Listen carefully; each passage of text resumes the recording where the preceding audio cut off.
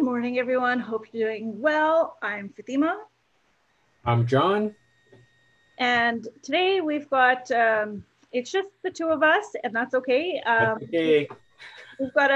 We've got Chef Fred and Cyrene. They're on holidays, so they're having a great time. But the show continues. Today we're going to be talking about crystal healing and different properties that crystals do have. So John will be asking a lot of questions. As for me, I have taken a passion in learning about crystals. So as a young kid, I've always been very, very, very fascinated. I would always walk by, a store, and my eyes would just open up like I was in a candy store. How could you not go wrong with all of these beautiful crystals and stones and colors, and it's just so vibrant.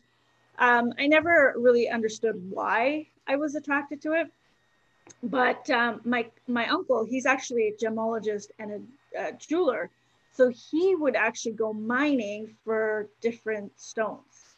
Wow. And like not just like he would mine for like our precious stones, as well as other stones. So he would bring home different. Well, he wouldn't bring home because he's in Africa. Like so, he would bring it home, but I just wouldn't be able to see it. Hmm.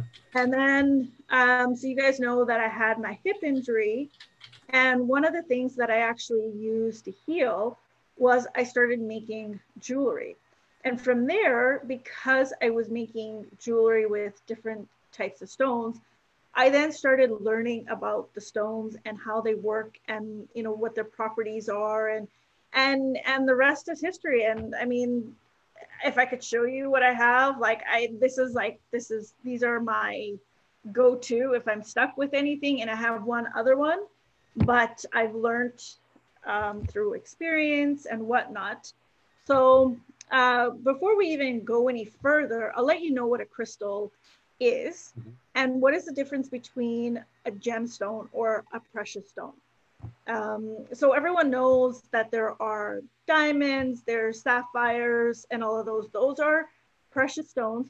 So a gemstone is a precious stone that has actually been refined, and it's actually wearable. It's in jewelry form. But everything comes from a precious stone, or a precious stone can be a crystal. So a crystal is basically the compound and how something is made. So it needs an atom, it needs a molecule, it needs all of that, and it's how it's formed in threes. So if you can see a repeating pattern, I'm going to pull this one up. No, maybe not. I'm going to pull this up. If you can see, like there, you can see clearly that there's repeating patterns inside of it. Hmm.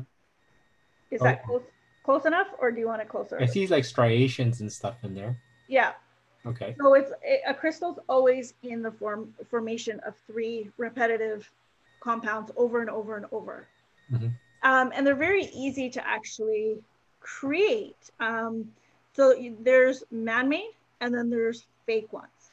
So how do you know what is man-made and what is fake? So this is actually real. This is a real stone. As you can see, it's got the ground, it's got the agate in between, which is right here. So the softer part of it, that's the shell, and then you've got the crystals. So if it's man-made, it'll be made in a lab, and it'll actually be warm. But if you're touching something that is real, it's cold. What do you mean by that? Like warm and cold? So Like, if you actually pick up a stone, like you can feel the temperature off of it. okay. So if it's like hot to begin with, then you know that it's actually a fake stone. It's man-made. Or if it's like colder, then you know that it's a real stone. Okay. I have to do that because what if, It's really cool to like play around with and see. Like I'm just gonna pick out. So here, I don't know if you can see this. yeah, This is actually a fake stone. So that's fake. this one's fake, and the reason why this one is fake is because you can see the dye patterns in it. Oh, okay. So it's a white stone that has been dyed. Oh, okay. So See, that's a fake. yeah, most people would never know that. I mean, if I saw these at a store or see that, somewhere, I'd probably just say, hey, this is a cool rock or a cool gem or something, whatever it is, right? You would never know. Yeah, you got to be very careful. And that's why a lot of times, like, if you're going in, I mean, if you're going into a high-end jewelry store, it is going to be real. But if you're going into other stores, you want to be looking for different qualities to make sure that it is real. Right. So where do most like crystals come from? Like where do they find all these? So a lot of the crystals are found in the ground. So they're basically, they come in rock shape. So if you look at this, it's encaved in, it would have been encaved in a rock, right? Okay. And then you just crack it open, or You like crack for it. the one that's in your hand looks like it was probably round or something. So Yeah, it looks like it would have been a sphere, but then rocks take any odd shape, right? so So that one was broken apart and that's what it looks like inside. So how would you know if I'm looking on the outside what the inside would look like? you don't, you got to crack it. Oh, okay. You got to crack it. So like, I mean, now if you look at, this is rose quartz. So they each sort of grow differently. Yeah. And then this one is a amethyst. And see, again, you can see that it's got the rock right here. And then in between the amethyst, so in between this part and the rock, there's actually the agate. So if you look at an agate, it's the one that has stripes. So I'm trying to see. So it's kind of like, I guess I would like, for my terminology, it's like the veins, like it's the striations that go through. Yeah. Is that what it is? Okay. Okay. Yeah. That's one way That's of what it putting is. it. Okay. And then like if you look at the citrine, again, it's formed in a rock. So a lot of times you'll find it in caves. You'll find them under the ground. You'll find them different places. You can actually, if you wanted, you could actually do an experiment. If you take some salt, so you fill up a container with salt and put equal amount of water, you can actually see it turn into a crystallization. So Mhm. it's got the three compounds. And what I've seen in the from movies and stuff like that, where you go into a cave and you get like diamond or treasure hunters, and they find like these big, almost like popsicle stick crystals coming out of the rock or out of the ground. Is Yeah. that different than the ones that are encased in the rock? No. They come in actually different sizes. So generally, if it's in the rock, then it's known as a geode. Okay.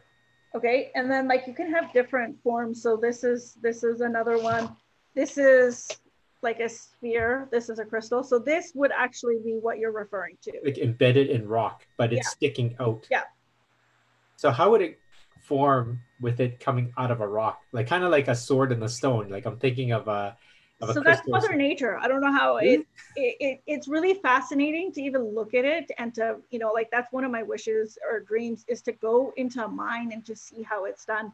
So when I was actually in Africa, this was like in 1992, we were in the Serengeti and close to Kilimanjaro. And so we had stopped because my brother was like, he just kept throwing up.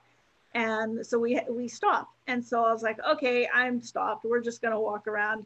My brother and I, we actually found like a bunch of rocks. They were about this big and they had diamonds in them, like raw diamonds, unpolished, nothing, right? And so we kept a lot of them, and then we went to Ngorongoro Crater. So we left them in the car, and by the time we came back, they were gone. We were actually going to take them to my uncle, who's a gemologist, and we were going to have him like clean it out for us. Yeah. But they were What like, do you we mean? found pieces like this big each. So Like, when can you you say imagine? when they were gone, do you mean someone took them or they Yeah, just yeah, they were gone. Like someone took them. And wow. so, and like with the stones, they each have different energy. So as humans and as everything else, we are made of energy. Mhm. Everything is made of energy. So how do you know if a stone is good for you and if it's not good for you? Right, Right? like normal people would never know if you just walk. Like if you go into a store, if I went into a store and I was just looking for these and I wanted it to, give me a benefit, or if I wanted to feel some benefit from it, how would I know, other than talking to the person, which one would be the best ideal one for me? So you go by intuition. Um, Pick it up, play with it, right? If you're in a store or whatever, walk around with it for a bit before you actually decide. So you'll actually feel like you'll feel different things that are happening. I remember I was in one of the stores. I picked up a jade because I was playing with some stones, and that's how I learned is one by picking them up, playing with them, feeling them, and I actually cracked it. That's a good thing. You broke a piece of jade in the store? I did. I did. Wow. You're like really like stressed out. You're crushing it or No, molding it, and I you mean, just I was just holding it like no like tight grip or anything like that. It was just, as you can tell, it's not a tight grip. It's very like so loose. it just literally just broke in half.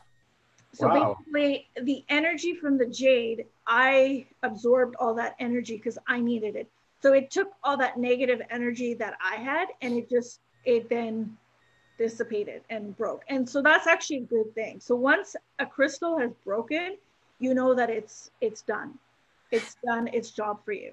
Does that mean I have to go into a store and hold each piece and walk around and No, see which one breaks? no. But So like you'll feel it, like you'll start feeling it warm up. Sometimes like it'll get really tingly, like your hands will start getting really tingly. And sometimes like you'll put it away, pick it up, and you're like, no, I don't want to play with it. so did you end up keeping the piece? Like, are you? No, Is it good luck to keep that broken piece no. after? You, So it's done its job, and you just leave it. yeah, Okay. yeah. And then so now if your crystals and your stones, so now what's the difference between a semi-precious stone and a precious stone? Yeah. Which is So a precious stone we know is your diamond, your ruby, your sapphire, your emerald. And your semi-precious is anything outside of that.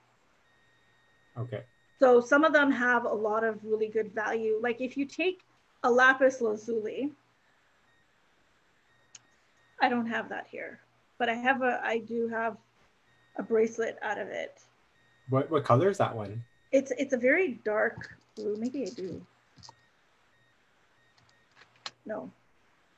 It's a very like the darker the blue, the better it is. So with any of the stones, the richer the colors, the more energy there is in them. Okay. And so the lapis lazuli, it's got gold trimming inside of it. And this particular stone was actually, it's considered to be more valuable than gold by the Egyptians. And so if you wore lapis lazuli, you were considered to be very well-to-do. So the pharaoh, all the pharaohs, they had like, if you notice, there's always that big blue stone that they have. That's the lapis lazuli. That's what it is? Okay. Yeah. And so the lapis lazuli is actually a way to connect to your spiritual world. And that opens up your third eye. So when you're working with chakras, each chakra has a different color stone that you would be working with. So is that one, this lapis lazuli, is that the most expensive? It's one of the most expensive. Like it's one of the more go, expensive ones. What's an expensive one? Like before you go to the precious stones and you talk about semi-precious, I guess the precious stones we all know is diamonds and rubies and so forth. Yeah, I guess actually the lapis would be the most expensive. But the most in the semi-precious. Okay. Yeah. And you can, how do you know you're getting, besides the color, where would you know, like you talked about there are man-made ones, there's fake ones and so forth. Where would you go to even start to look at these? That you know that you're getting the real thing. So, I mean, one, you want to, like, if you're traveling, then you're going to find them in warmer places. So like Africa, you're going to find them in Brazil. You'll find them. So now from each country, it's a different energetic field because of the soil and the ground. Oh, like how they were made. Like, yeah. Okay. Yeah. Well, and we can't even control how they're made because it's all natural. Well, that's what I was saying about like when you see crystals growing out of rocks, kind of like spears that come out, like just jagged things that you see in caves and pictures and so forth. It'd be so neat if you set up a camera that you were able to see this thing forming. It's Kind of like, actually really like cool. what do you call it? Like in the caves, you get those spikes, like the stalagmites, stalactites, I guess, those little calcium formations. You can actually see those growing if you do time lapse, but with the crystals, I'm sure it takes much, much longer. So you would be I mean, actually it be does able to take see. a while to get them to be really, really big. But if you even do that salt experiment that I mentioned earlier, you can see the formation of it. So I've done like 4 or 5 different ones of them, and you can actually see from day 1, day 2, day 3, and you can see the formation. So that would actually give you an idea how like the crystals itself are formed. Right. I'm gonna do that with my kids. So It's just using actually this. really cool, but make sure you put something underneath it, like a cloth or something, because it does spill out. Are you talking about just regular table salt, or using a special salt Just regular table salt. and water, and then when it evaporates, Yeah, it starts to kind of yeah, create like cones or spikes and stuff? yeah. Oh, neat. Okay. So it's really cool to see. Like you'll see it start like condensing, and then like it sticks to your container, and then it just starts. Depending on how fast it is, It starts growing. it just grows. Oh, wow. So you need to make sure you have something underneath it so it's not going to damage your floor. Well, Uh, you know what's funny is that I don't know what these are classified as, but salt lamps, like salt lamps that people yeah. buy to create.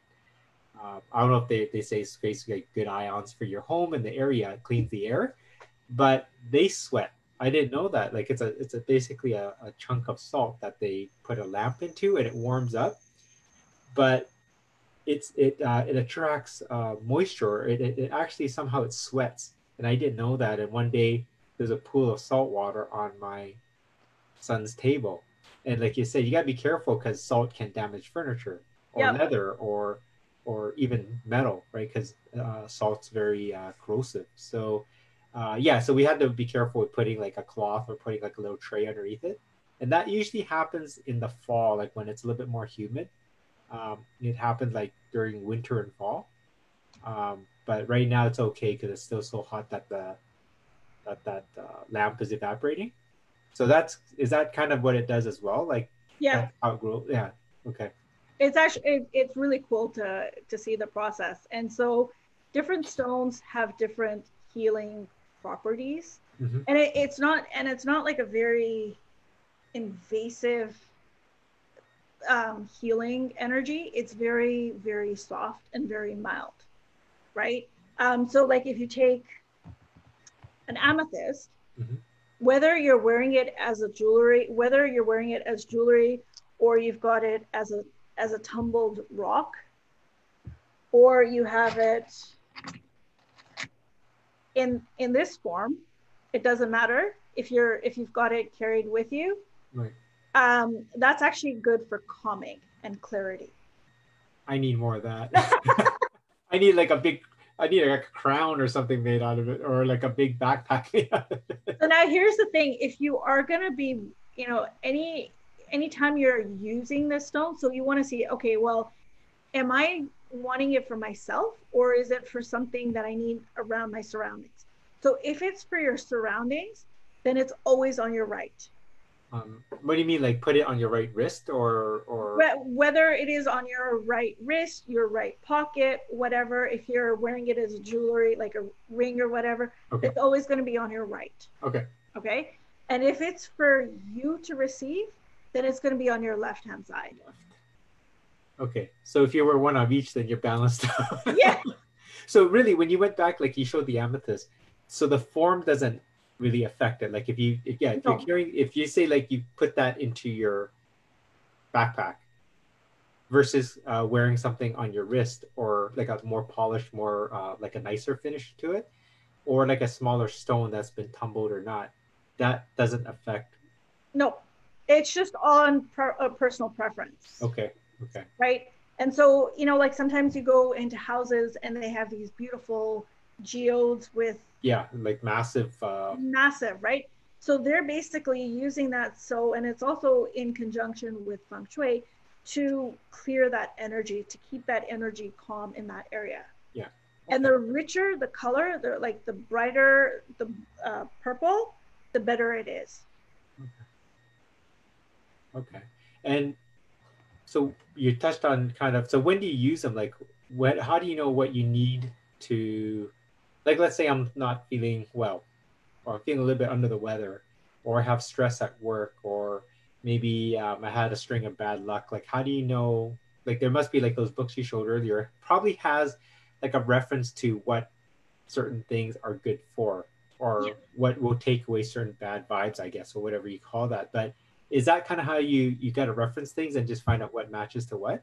So when I first started, what I did was I would go into like stores like Serendipities, Banyan, and I would actually talk to the people that were working there, and Mm-hmm. I'd ask them, "Hey, listen, this is what I'm dealing with. This is I'm a novice, you know, whatever."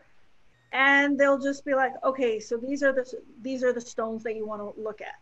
Mm-hmm. Right? So one of them would be a rose quartz because you want to put that soft love out. And then you go pick it up and you know you find a little bit more about it and you just discover, okay, well, this is not really what I want. This is you can also feel it. Like you'll sometimes your hand will get heavier or whatever. And then after a while, then what I started doing was I started going based on intuition. So what I was sort of drawn to, whether it was like this you know stone here, this blue one, or whether it was this calcite. So calcite is actually another one that you don't want to get wet because if you do, it's going to disintegrate. Oh, so you literally melt. Yeah, Okay. it'll just turn into puddles. But others, you can actually put them in water and it'll be fine. Okay. So then once I started getting the hang of them, then I would actually just kind of go in based on color, pick them up and feel them. And then I would actually refer to one of the handbooks to see, okay, well, this is what it is. Well, of course, I would ask the people working there to say, hey, what is a stone? Mm-hmm. And then just sort of do my own research. And then you can see, you know, at the back of the book, it'll also tell you what the purpose is. So Right. if you're ever stuck, the back of the book is great. So say migraines and headaches. So the stones you want to use are amethyst. So yeah, that's why you see I have a lot of amethyst because you know I get a lot of You get headaches, a lot of right? headaches. Um, lapis lazuli is another one. Malachite. I have a lot more stones. I haven't brought all my stones down here, but And are they, I mean, you know, you mentioned that that some are expensive, right? Because they're almost like precious stones, but there are some that are probably a little bit more cheaper, and there's ones that are more expensive. So when you're picking them all, like obviously you've collected a whole bunch of stones over the years. Is that what you? It's kind of like collecting coins or collecting stamps or something. You're just collecting stones as you go along. And is that how yours started out? It's just you just start collecting them from all over the world? well, no, these ones, the ones that I've got here, like my collection, it's pretty much just me learning what their properties were. And yes, I use them for healing properties as well. Mm-hmm. But a lot of the tumbled stones is basically me learning what they are. Yeah. And where do you usually pick them up? Like where would you buy these? So Serendipities, they have crystal shows as well. And then I've also gotten a lot from like, yeah, like when I travel, I'll pick up different stones. Mm-hmm. Um, or if I'm like Granville Island is another place that you can find them. So if I'm walking about and I see something that just catches my eye, I'll pick it up. Okay. So the tumbled stones, like all of these ones here that I have, they're like $1 at most like $5, Okay. So right? they're not I mean, so not expensive. They're No, very inexpensive. Yes. no. But then if you go for like a geode, you're looking at 25 upwards, Okay. right? So it just depends on what you're going for, like, or if you're using it in a pendulum, right? Now it sort of varies in price. Mm-hmm.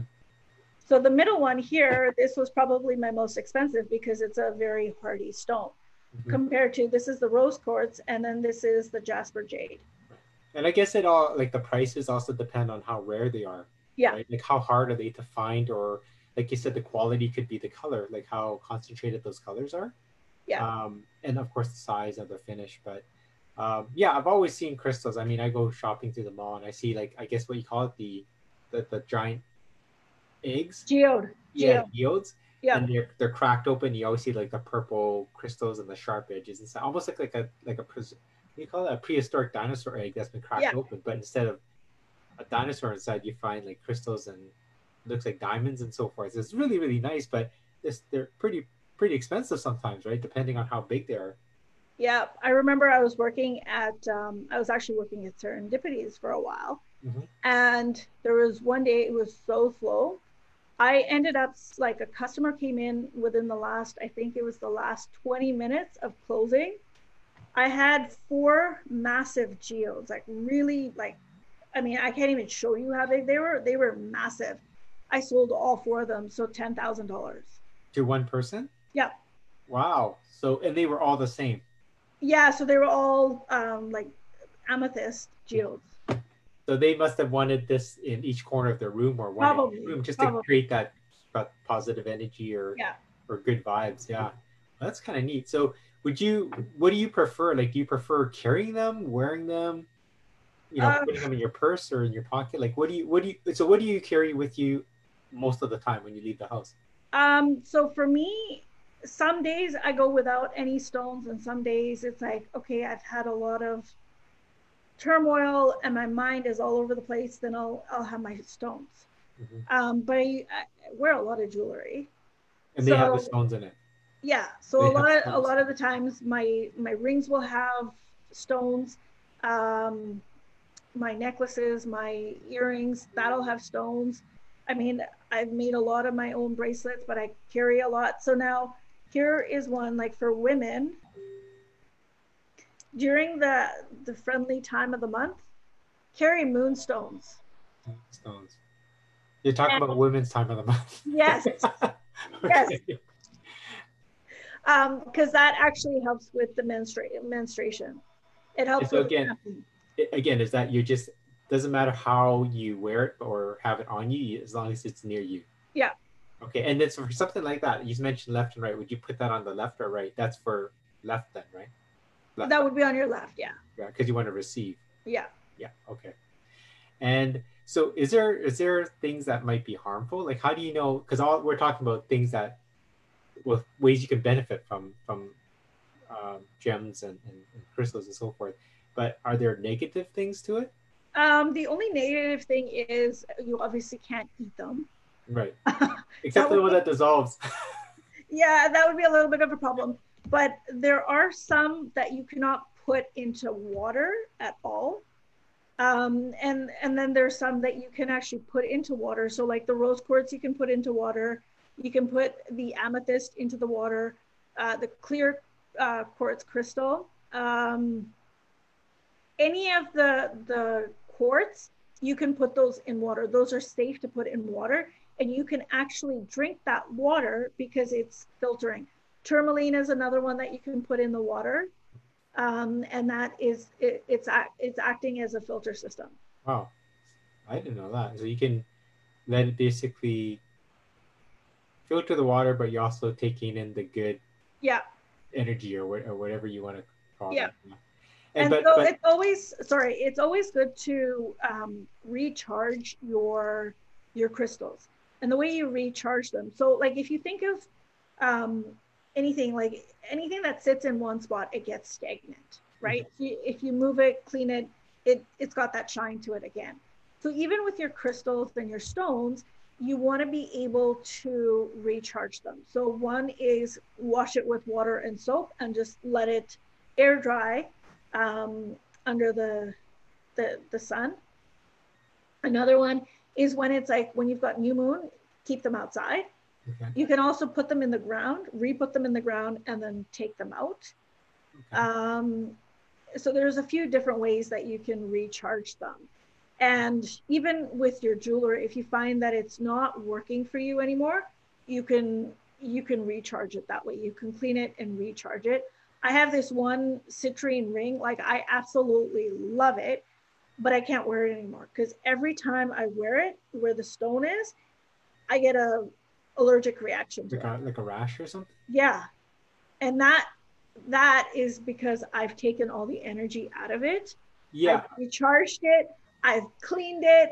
I've done everything possible for it. You ran the batteries out. Is that what you Yeah, did? Look, I was just gonna ask you, like, do these things ever wear off? I mean, like, it's that's why I was talking about the sizes. I mean, if you're gonna buy one, wouldn't you buy like the biggest piece you can put in your house so it would never wear away, or the healing effects would decrease? But they do seem to they have a lifespan.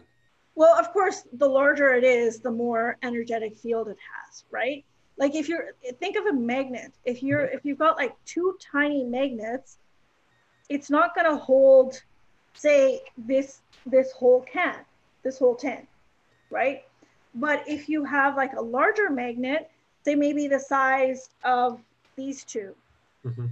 chances are it's going to hold that. It's going to hold that, right? So even with your stones, your crystals, same thing. So the size means more power, or does it always? No, it's just strength, I guess. Okay, okay, okay. Like they still do the same thing, but like a geode, like a massive geode, you can't carry that around. Yeah. That would be humanly insane, and it weighs like tons and tons and I tons. was saying, you glue a piece of it on the front of your car or Yeah, something. Or your car would kind of just go down. I don't. the car be going like this down the street. So That's why it's like you wear it in jewelry, or you wear it like you take the tumbled stones, and it's right. just easy. So besides looking good, they have health benefits as well. Or They do. They yeah, do. okay, so that's good. And but here's another one is pearls, right? Pearls coming out of a oyster.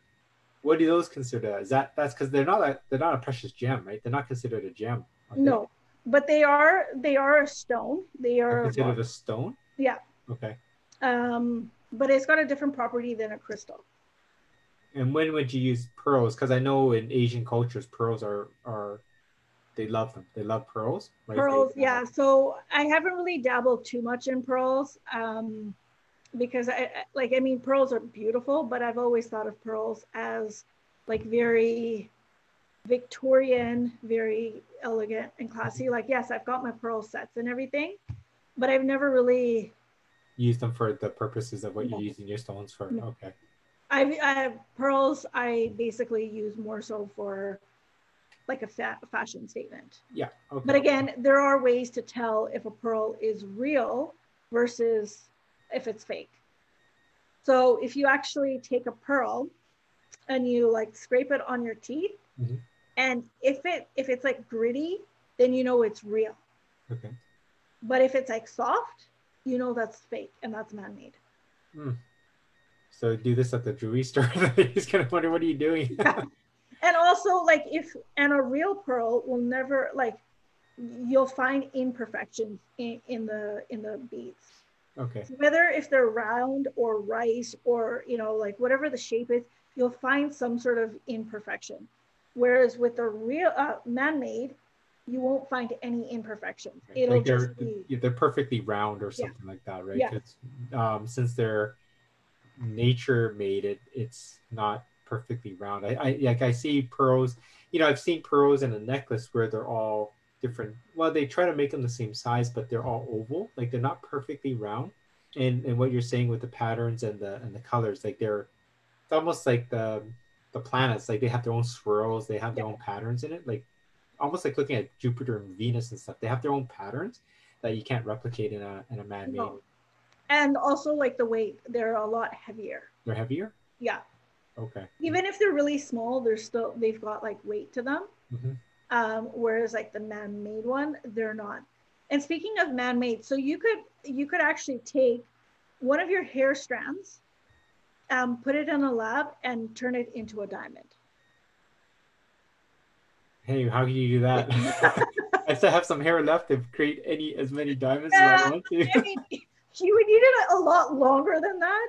So when you're looking at stones, like your precious stones, and you're looking at jewelry, like you want to make sure that it's authentic, first of all. But you also, if it's cubic zirconia, that is a man-made.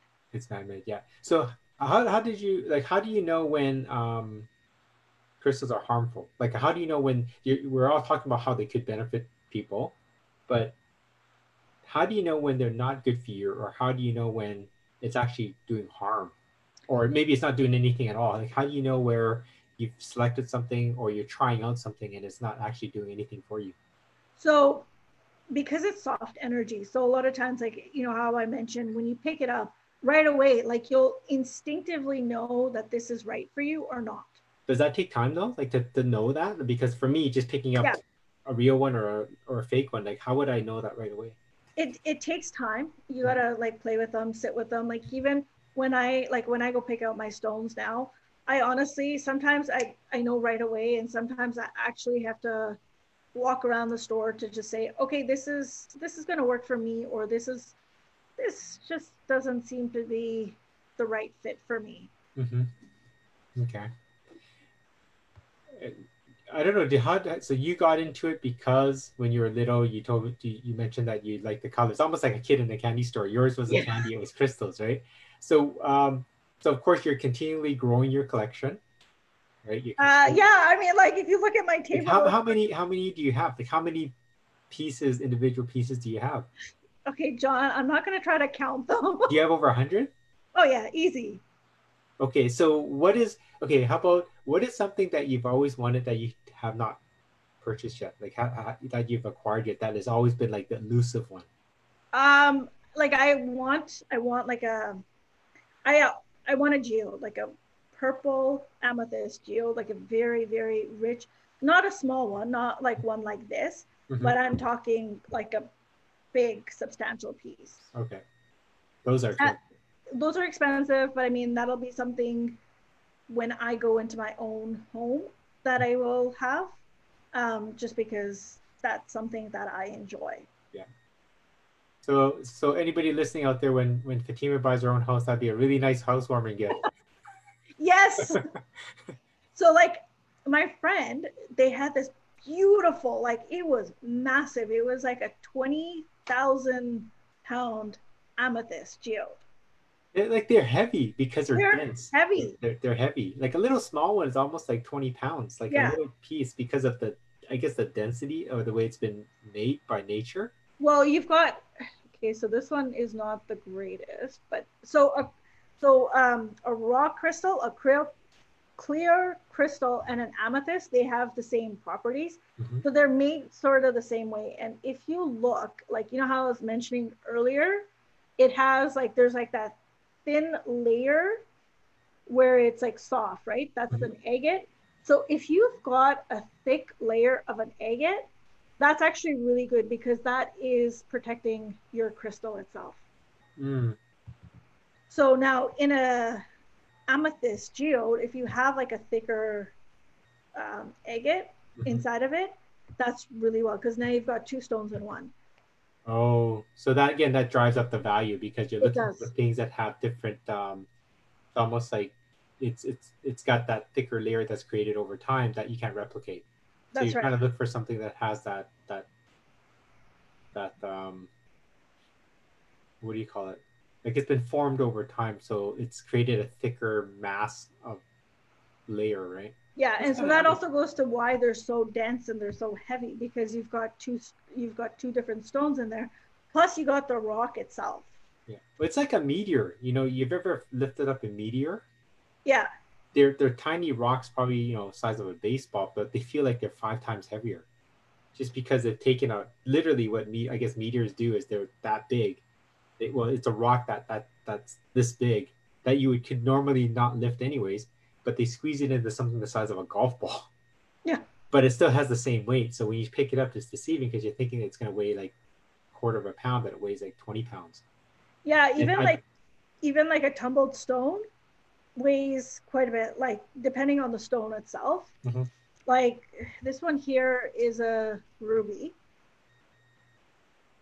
Like a ruby, as in a ruby, Yeah, because it doesn't look so red. it doesn't, but it's a ruby. Okay.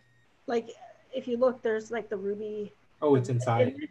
Yeah. So this is tumbled, so it would have to be polished, right? Hmm. And if I pick out like this one, they both are about the same. Hmm. Like in terms of weight, they both are about the same.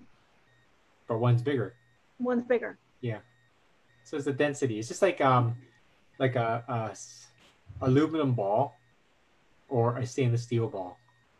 The size is the same, but it's the density, right? So it's the same with crystals and stones. They'll give you that same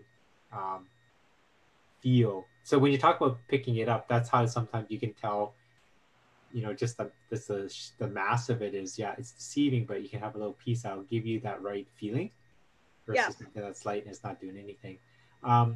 So have you thrown any stones away because they stopped working? Like, because you mentioned that you got to recharge them, but eventually they may stop working or stop giving you the benefits that you're looking for.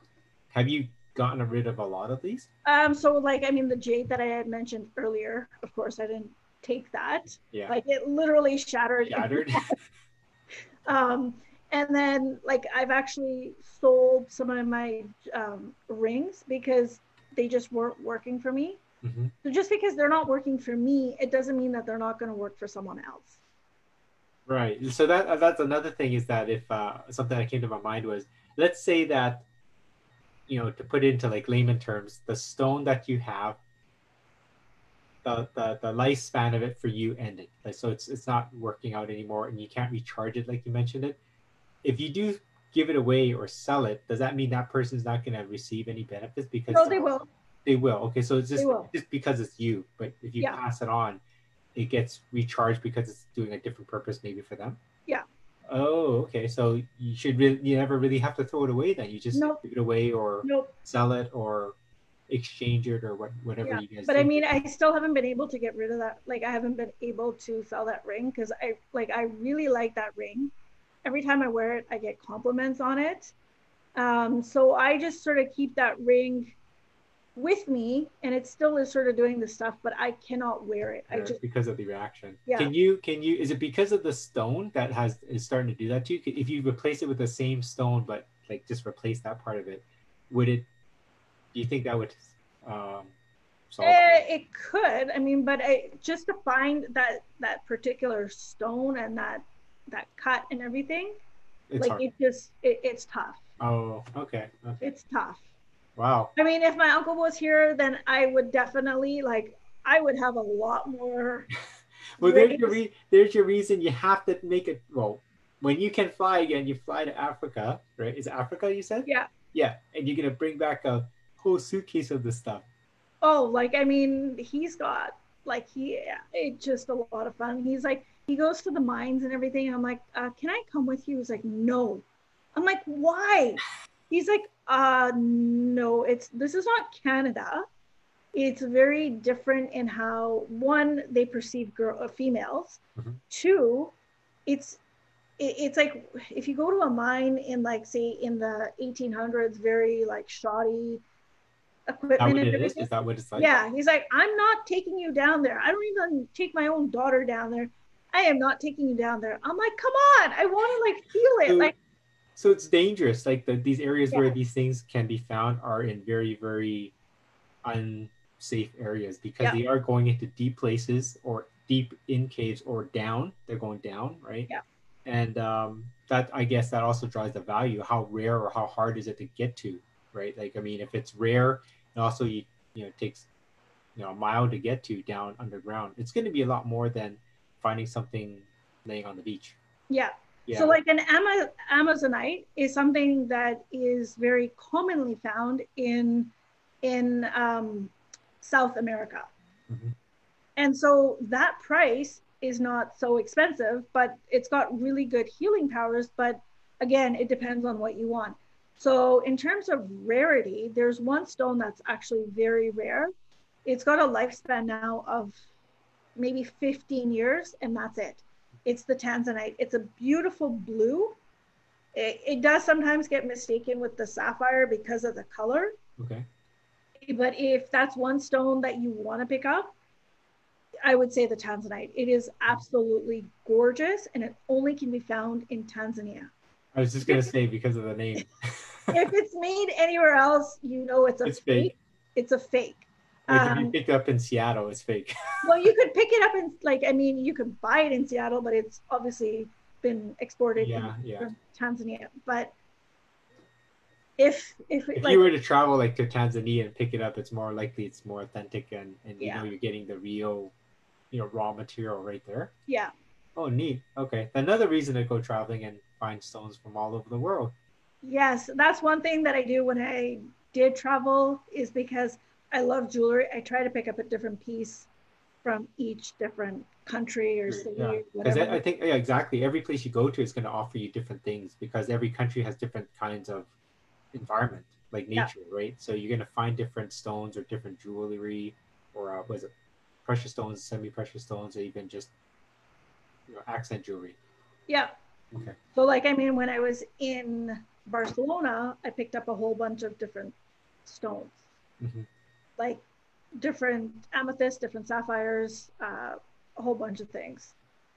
Well, I have a lot, but and yeah. on that note, Yeah, I'm sure you can talk for like weeks on stones, especially if you I have over 100 of them. You can spend like hours just on one because it'd be nice to find out. I know we don't have time today, but you know, to find out like this does this and this does this. But I mean, people can do what you did: is go to your library or go to a bookstore, pick up a book, find out what if this is your interest, find out what each stone does, and then just start small, right? Start with the yeah. ones that are your favorite, or what maybe is your health concern, and pick up that, and then see how that goes. You can always talk to Fatima; she'll know more about it. I have no problem talking about stones, as you can see. I mean, like I just Yeah. Now, if you guys want to talk about hamburgers, you talk to John. exactly, exactly. But on that note, so what I will say is just go and have fun with it and explore. There's different places. Like when you are talking to the people, just let them know that you are a novice and they will actually guide you through it. I'll help you out. And just really pick out the colors or go towards whatever you're attracted to, right? If it's for your own personal, go towards the ones that you're attracted to and then make it yours. Yeah. Figure out why you're so attracted to that particular stone and just have fun with it. Honestly, it's a lot of fun and you'll be up for hours and hours and Well, hours. just look at the size of those books. It's like I thought it's called Crystal Bible. I mean, there's got to be a reason it's that big. Well, I mean, the good thing is like it's not something that you would read on a regular basis. Yeah, It's like just a reference. It's just a it's a reference. reference, like you pick up like, you know, like it'll tell you, okay, this is what the stone is, the properties and whatever. So it's not something that you read Yeah. cover to cover. But thank you very much for joining in. Stay tuned for our next episode, which is on Thursday. We will be talking about how parents, teachers, and authority figures have influenced our lives. And again, if you guys have any questions, please put them in the comments below and we will get to you as soon as possible. And then next Tuesday, we are going to be doing Reopening. reopening. Yes. So, in order for you to find out what reopening means and what that actually looks like, it's not what you think it is. You'll want to join us. And also on Thursday, we're going to be talking about tips on how to lose weight and get summer body. Although you're quarantined, you're still going to have that summer body. And if you have any questions or anything, again, please put them in the comments below. We look forward to seeing you next week. And thank you very much for your support. Bye for now. Bye bye.